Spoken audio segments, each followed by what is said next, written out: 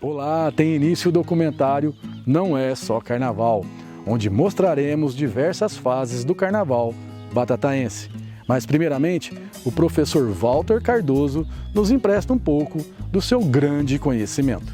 Nós sabemos que desde a mais remota antiguidade se fazem essas festas de carnaval. Certamente, os primeiros carnavais não eram um carnaval do Rei Momo, nem de Pierrot e nem de Colombinas. Mas, por exemplo, entre os egípcios já sabe-se que eles faziam festas a seus deuses.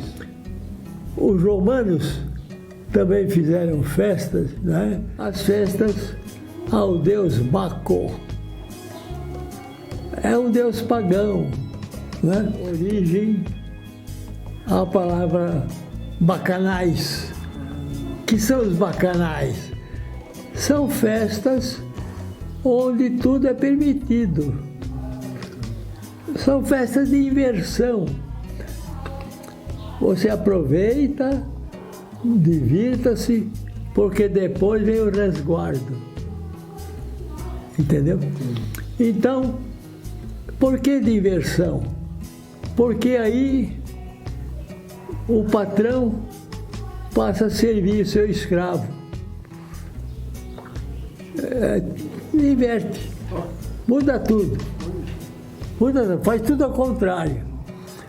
Talvez seja por isso que aqui, por exemplo, no carnaval brasileiro, antigamente, homem se vestia de mulher, tá?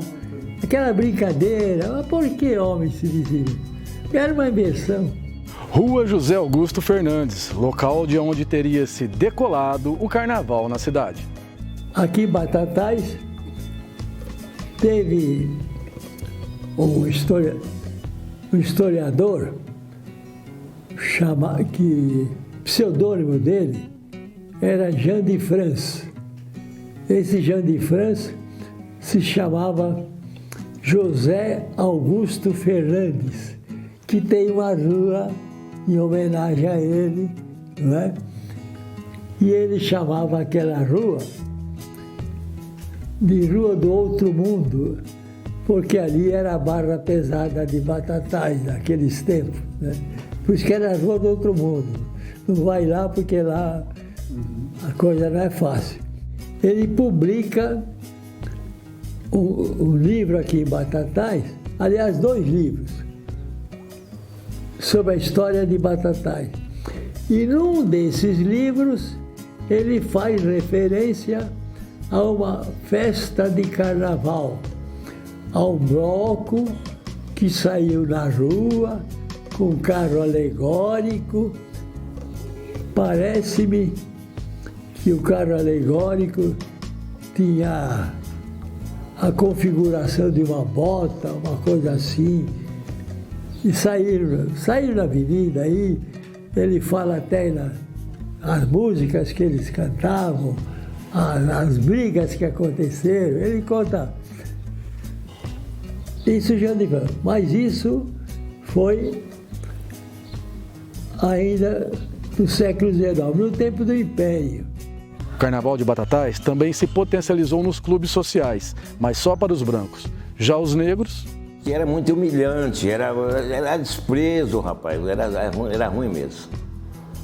Na época eu era moleque, nessa data, mas eu compreendia e assistia tudo, né, o que acontecia entre eles. Mesmo assim, não tirava alegria deles, não, porque eles faziam folia na rua, faziam os bailes de barraca, divertia também. Mas um grupo de inconformados começavam a mudar a história. E Antônio Benedito Correia, um dos líderes do grupo, explicou ao professor Walter Cardoso. Ele ia à operária, porque era conhecido dele, assistia os bailes da operária, mas não dançava com branca. Operária, só aquele pessoal. Imagine, eles sentiram necessidade de formar o clube deles.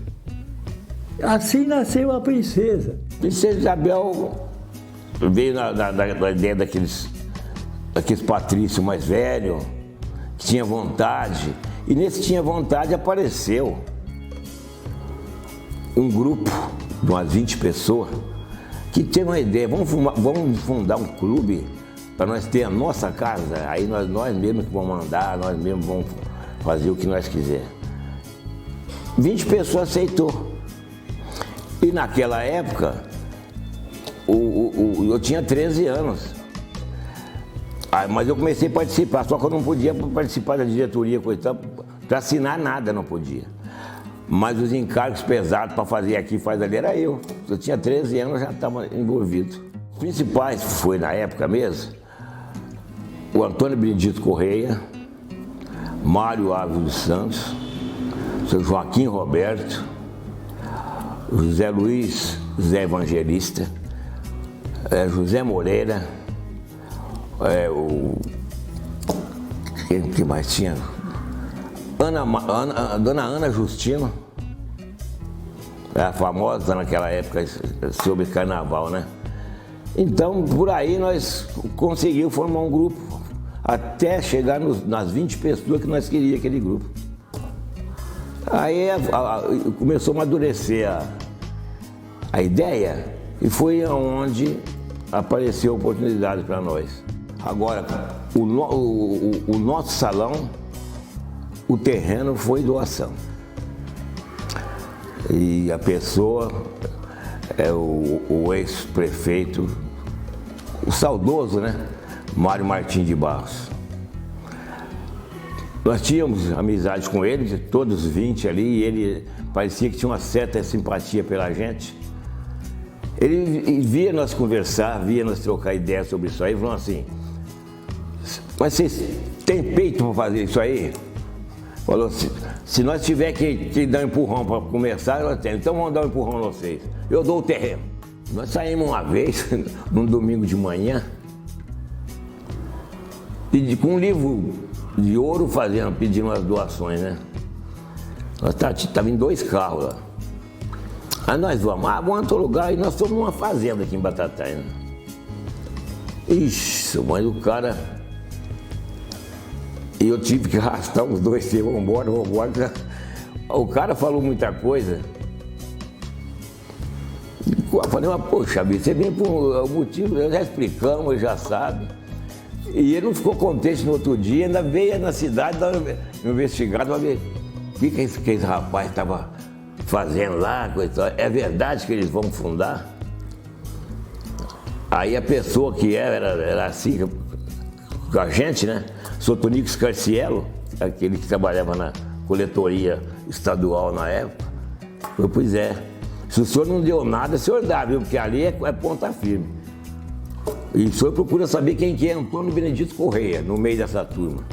E eu assisti o sacrifício que era naquela época, mas de domingo, nós não tinha domingo, né? Pegava cedo e até de noite, todo mundo. No primeiro dia, para limpar o terreno, nossa, mangueira, tinha uns negrão lá que arrancava com raiz e tudo. Mas conseguia, graças a Deus, rapaz.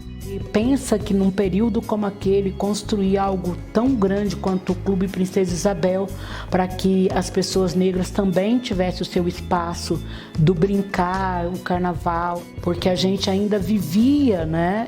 Eu ainda criança, eu me lembro ainda dessa divisão, né? De clube de branco, clube de negro. Mas a princesa nasce de uma forma muito aberta, né? Porque aí para a princesa, sim, era para todos. Né? Ela nasce como um clube onde o negro tem o seu lugar, o seu espaço, o seu território, mas ela não é um clube como os demais na época, aonde fechava a porta, né? Era para todos. E aí começa uma coisa bem bacana, que era essa troca, né, de um clube aonde qualquer pessoa podia entrar e se divertir. Agora sim, para todos, vamos saber como eram os carnavais nos clubes. Naquela época eles brincavam com a máscara de plástico, né? E 2, 3 lança-perfume nos bolsos, quem tinha condição de adquirir lança-perfume. E eu via toda aquela preparação, eu ficava fascinado. Até que eu adquiri uma certa idade e comecei a ser levado nos matinês de carnaval, que eram única e exclusivamente restrito, né, aos salões dos clubes, em particular da Operária, da BR Operária, né? E que era o carnaval mais concorrido da época, né? Na época de 70, eu tinha 10 anos de idade. Eu me lembro dos matinês. Eram maravilhosos, todos os clubes, era muita gente, muita animação. Os pais fantasiavam a gente da melhor maneira possível. Tinha blocos, eu me lembro que na época de 70, na época de 80, eu já tinha 20 anos. Um pouquinho antes, com 14, 15 anos, a gente vinha a turma toda fantasiada, era muito confete, muita serpentina, eram marchinhas de verdade, porque hoje em dia já não se usa mais isso, né? Pessoal quer samba, quer pagode, quer funk, quer tudo. A nossa época, quem viveu, viveu. Agora eu já não sei mais, porque nós curtimos muito, muito mesmo o carnaval. Eu acredito ainda que vai voltar os carnavais de salão. Eu acredito. Aqui na Operária, este ano ainda não, mas para o ano que vem, me aguardem. Vai ser o maior carnaval de salão da região. Os desfiles com as escolas de samba foi a modalidade de carnaval que, sem dúvida, mais chamou a atenção do público no carnaval batataense. Stella já tinha morado no Rio de Janeiro. Ele aprendeu a fazer carnaval no Rio de Janeiro. Veio aqui para Batatais, né, morar aqui em Batatais, e introduziu o carnaval, nos moldes do carnaval carioca aqui em Batatais, né, como era e tal, aquela coisa. Primeiro ano da Stella, que não era nem escola ainda, era um bloco. O Carlos Henrique entrou no meio de nós tudo, ali na praça, na Igreja Matriz, perto da casa dele lá, da mãe dele, né? Com uma câmera, certo? Acho que é Sony. Uma câmera filmando, você vê o que é história, filmando as escolas de samba. A FEBEM tinha aquele diretor, professor Hernani. Por exemplo, as escolas de samba precisavam fazer um carro alegórico, tinha que arranjar lá o marceneiro, o soldador. A FEBEM tinha todo o pessoal dele lá. Para fazer um carro alegórico lá, fazia, sabe, para fazer uma aula, ensaiar. Tinha aquelas famílias lá e tal. Era fácil. Então, quando a FEBEM saía, a FEBEM ganhava de 10-0 de todo mundo. Ninguém tinha condições de enfrentar a FEBEM, né? Eu fiz o Carnaval da Princesa, o último ano que a Princesa saiu. Eu fiz o Carnaval numa maquininha assim, de pedal. Você faz ideia, o tempo que foi e as condições que a gente tinha de trabalhar. Nenhuma. Numa maquininha de pedal, que o dia que acabou o Carnaval jogou a máquina fora. Que ela não aguentou. Os 3 títulos de campeãs da Acadêmicos foram parcerias do meu pai com Pedro Lázaro Teixeira, né? A letra dos sambas era do Pedro Lázaro, que foi 82, que foi o enredo Caíme, Poeta do Mar e do Amor, 85, Cantigas de Outros Carnavais, e 89, com um enredo extremamente emocionante que rendeu ao meu pai um infarto na avenida, que foi Clara Guerreira, Mulher e Saudade. Ele era muito fã da Clara Nunes e me lembro que aquele ano ele não quis ver nada do que estava acontecendo na escola. E foi engraçado que assim, meu pai era compositor, mas ele nunca tinha interpretado um samba dele. Então aquele ano foi o primeiro ano que ele interpreta o samba dele. E quando termina o desfile, a emoção, acho que de ver esse quadro gigante da Clara Nunes, ele se emociona muito e tem um infarto ali no final da avenida. Né? E uma coisa bacana que acontece desse carnaval, que o carnaval é recheado de histórias, né? É que foi o ano que foi lançado o Jamilão como intérprete. Ele era o parceiro do meu pai, ainda um menino, assim, jovem, né? E aí ele é lançado como intérprete. Naquela época, o carnaval era julgado 2 dias. E no segundo dia, meu pai não estava no desfile, porque estava hospitalizado. E aí o Jamilão vem, interpreta, e faz essa interpretação sozinho. Ele dá um show e aí mostra o que veio. E depois tem tanta história aí com o Carnaval de Batatais. As escolas de samba cresciam, outras surgiam. E o desfile não poderia mais virar a praça. E para mudar o carnaval para 9 de julho foi uma história comprida, porque estava todo mundo contra. Desde os políticos, os moradores da praça, enfim, eu enfrentei uma resistência muito grande. Mas eu trouxe comigo todos os presidentes de escolas de samba. Aí o que eu fiz? Em função do conhecimento que a gente já trazia de São Paulo, eu levei todos eles para as escolas de samba de São Paulo, nas quadras. Peguei 2 perus da prefeitura e levei eles no Palácio das Plumas, com a Piná, que era minha amiga, com o marido dela, que eram os grandes vendedores de plumas, né? Levei na Málaga, que vendia os acetatos. Enfim, começamos a profissionalizar o carnaval. Aí pedi para o Evaristo de Carvalho 4 jurados para julgarem os itens de comportamento, que era bateria, comissão de frente, mestre-sala e porta-bandeira e evolução. E pedi para que me mandasse esses jurados da federação. Eles mandou esses 4. Foi o primeiro ano que vieram os jurados da FESEC. Aí os outros 4 eu botei os figurões da imprensa de novo. Bom, a UESB ela começou a ser estudada em reuniões, tudo, em abril do ano de 1985. Foram várias reuniões com várias pessoas, capitaneada pelo Dr. Sartre, Dr. Marcelino, e várias outras pessoas, da Paulinho Covas, e dentro das escolas de samba também, né? Magda Estela. E foram feitas várias reuniões no Teatro Municipal e em julho do mesmo ano de 1985 foi criado o estatuto, o regulamento, tudo, e foi fundada a UESB em julho de 1985. A finalidade era manter essa organização. Ela organizava e regulamentava o carnaval.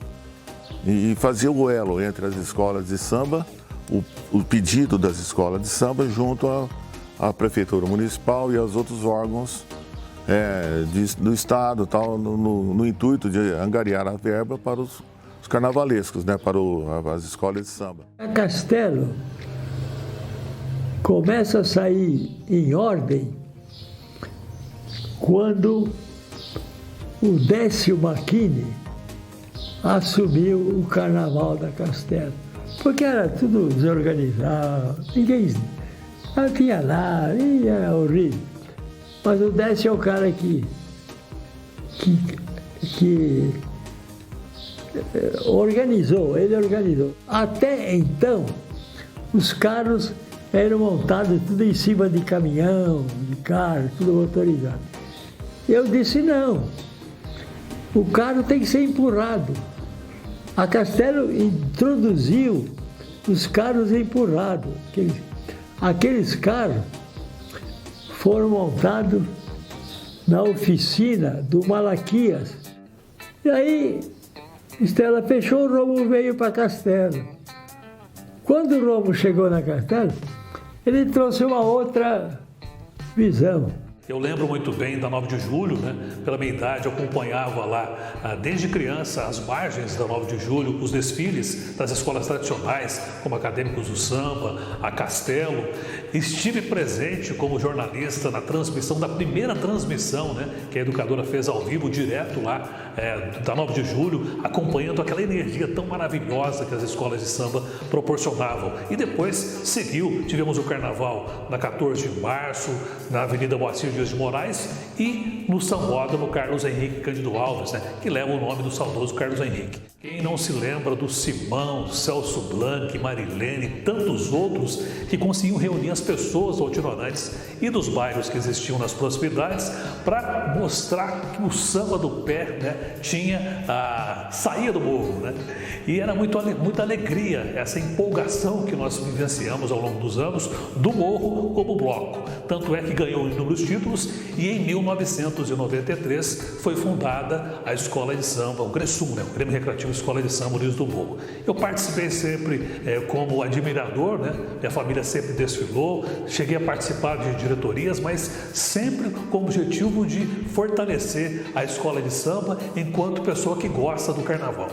A Escola Império do Samba começou em 1996, se não me falha a memória, porque o Cloré Dalpico tinha feito o barracão nos bancários e era para a escola de samba Estela, mas a Magda não se interessou na época para montar a escola e o Claré me pediu. E aí teve um grupo que veio comigo junto, a família Zero inclusive, e nós montamos uma escola de samba Império lá, que não tinha nada a ver com Estela mais. Nós saímos com 930 pessoas no primeiro ano. Quer dizer, era um caso, né, difícil de, né, você conseguir. E não ganhamos carnaval no primeiro ano, porque infelizmente teve um esquecido lá que me deixou as cabeças tudo trancada numa casa, nos bancários, as cabeças do povo dos carros alegóricos. Isso aí perdemos ponto e um ponto também na bateria e nós perdemos o carnaval. Mas pegamos em terceiro lugar, certo? Já quase mordendo o tubarão e quase mordendo a castela, certo? Eles choraram, mas foi isso que aconteceu, foi uma explosão assim, pelo modo que foi criada a escola. Na escola de samba teve o problema de... nós tínhamos as passistas, né? E carnaval é carnaval, e aparecia uma passista, uma outra coisa, eu autorizei, mas aí autorizei, elas foram quase que seminuas. Foi de biquininho lá, coisa e tal, mas Batatais não estava preparado ainda para aquilo, né? Certo? Aí acabou uma, não sei se dançou demais e soltou o sutiã. Aí eu tomei um processo como presidente da escola por ter autorizado a menina a desfilar nua. Eu não autorizei desfilar nua, mas eu tomei o processo. Eu fui desafiada na avenida, né? Você sabe fazer fantasias lindas, mas de carnaval você não entende nada. Entramos na avenida, maravilhosamente na avenida. Que escola linda, que escola maravilhosa. Olha, eu estou até emocionada. Uma escola maravilhosa. Quando nós chegamos mais ou menos na metade do desfile, meu Deus, São Pedro devia estar olhando o celular. Largou a torneira aberta, mas desagou a água que está caindo agora, né? E acabou a energia da rua.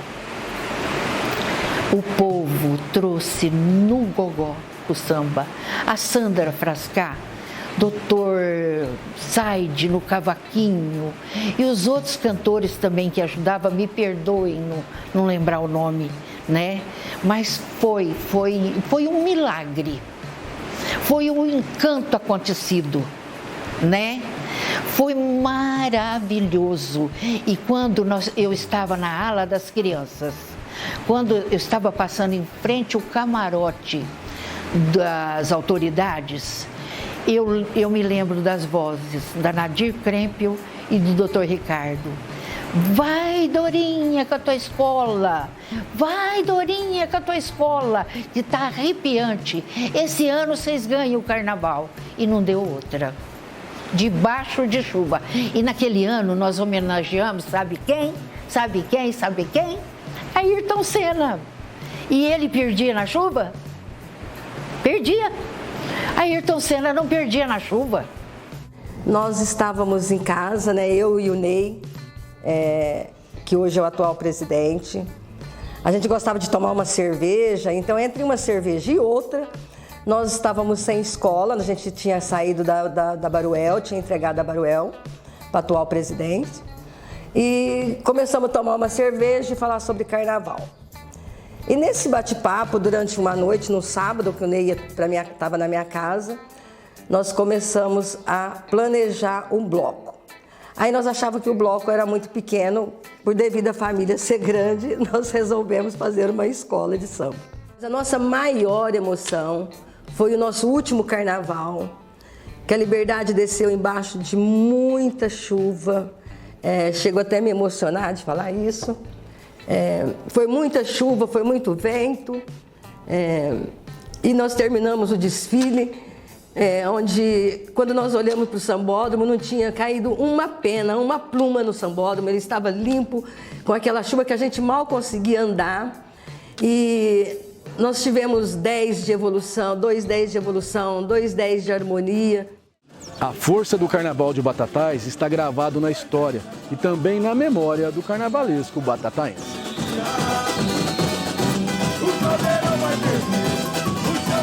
E a gente pensa que o Carnaval de Batatais teve uma força tão grande que ele era, sim, considerado o melhor carnaval do interior paulista.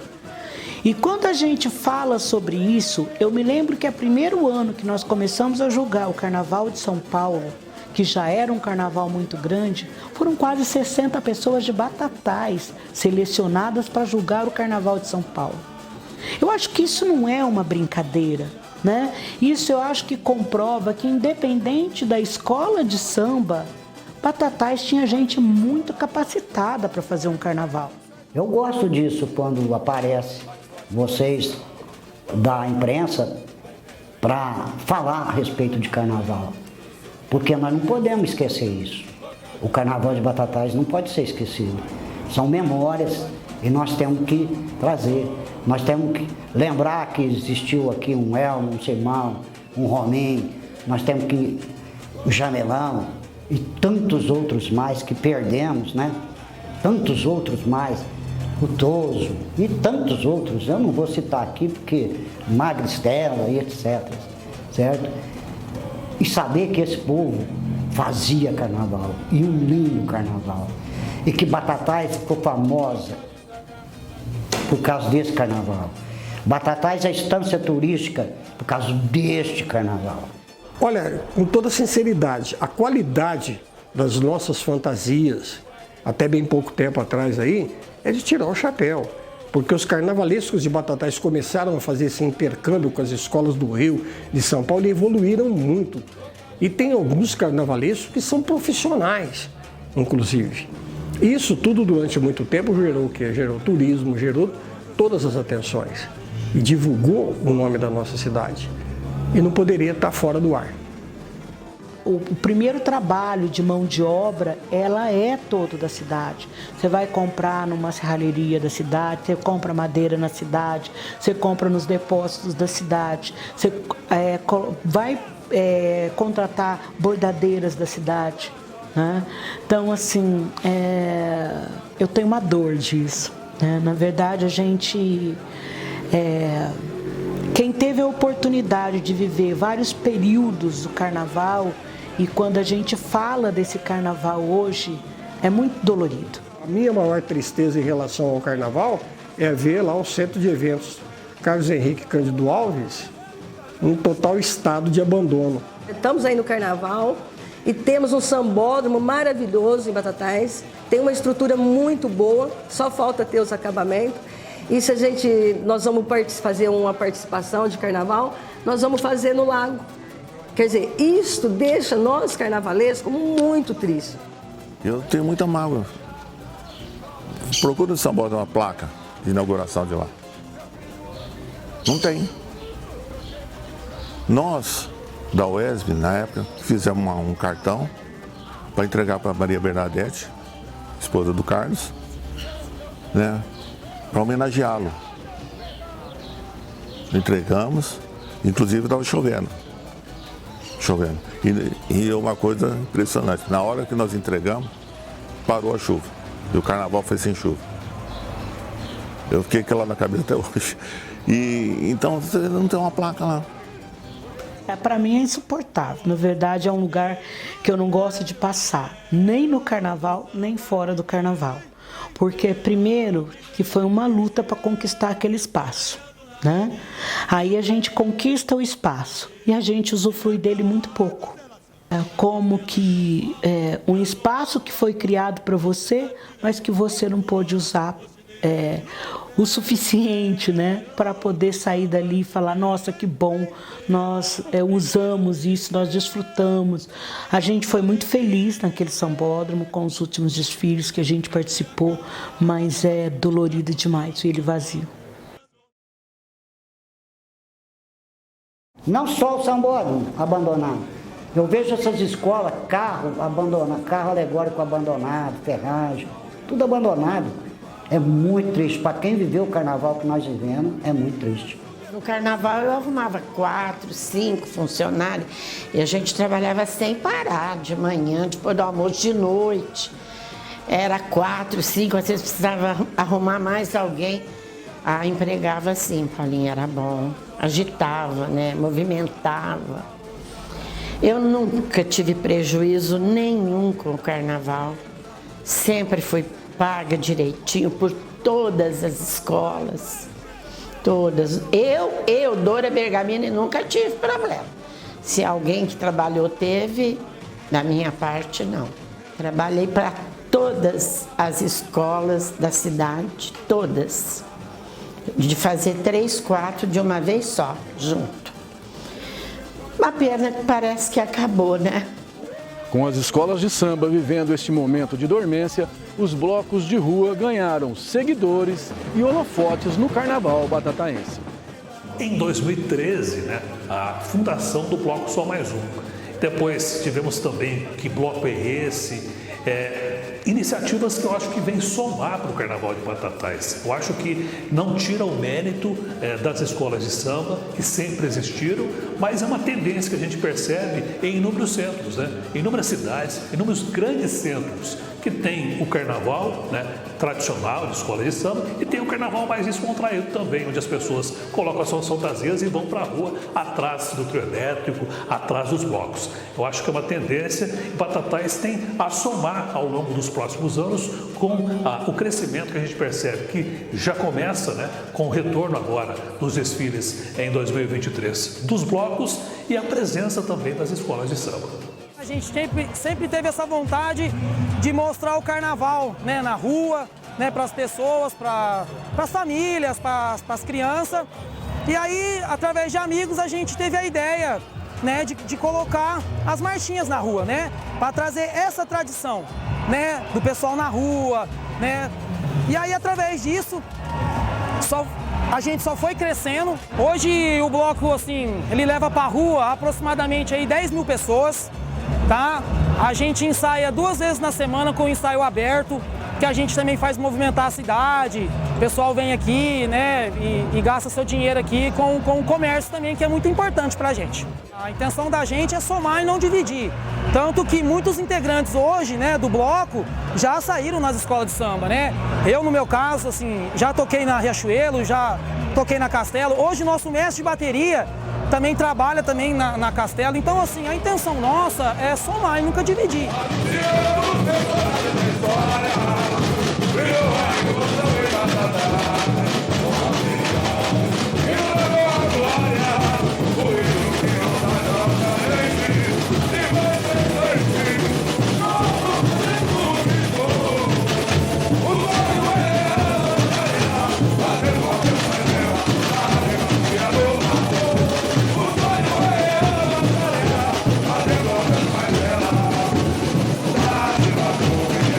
Carnaval não é só carnaval. Eu acho que a pessoa coloca para fora tudo que passou, todos os perrengues da vida que passou no ano que acabou, porque logo em fevereiro, né? Eu entendo bem isso dentro, não é só carnaval, porque carnaval não se trata só de desfile, não se trata só do samba, né? Se trata de pessoas, uma ajudando as outras. A princesa ficou conhecidíssima na sociedade, no Brasil inteiro, Paulinho. Não sei se você sabe disso, mas a princesa é uma das únicas sociedades da raça negra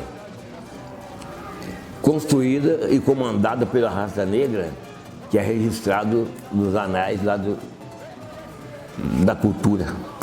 Todo mundo da parte da cultura conhece a princesa. Sabe que e foi a única. E depois, com esses bailes que nós trazia essas orquestras, ficou muito conhecida. Então, não é só carnaval, né? Se trata realmente de um projeto gigantesco. É um projeto gigante, aonde pessoas como eu hoje, aos 56 anos, pode te falar, a minha vida, ela teve um norte por conta desse movimento chamado carnaval. Cada vez que eu vi um carro daquele, que eu saía um carro daquele, porque eu nem sempre saía. Eu nunca fui de navio. Estava lá sentado na arquibancada, eu vi um carro meu saindo lá, que me dava uma alegria muito grande. Sempre tive muita alegria. Forma de ser um manifesto, né? Um manifesto da arte, né? A gente levar essa arte para a rua, né? Hoje se dá o nome, né, de carnaval, né? Mas pra gente é cultural, né? Uma coisa cultural. A gente quer levar a arte para a rua, né? Eu acho que não é só carnaval, né? É uma festa popular acima de tudo. É cultura, é valorização da história do nosso município e de quem gosta demais e fortalece a união das famílias. Eu já disse aqui que o carnaval tem um papel muito interessante em reunir diferentes faixas etárias e classes sociais.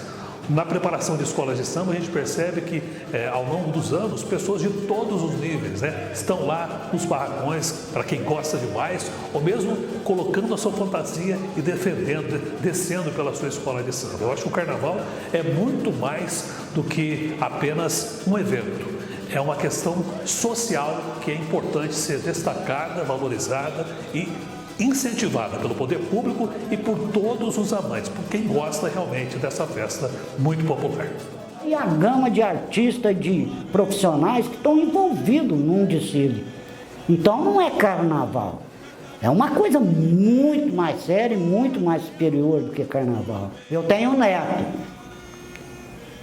O neto não viu a mãe dele como porta-bandeira da Império do Samba. Minha filha desfilou como porta-bandeira no Império do Samba, em 96.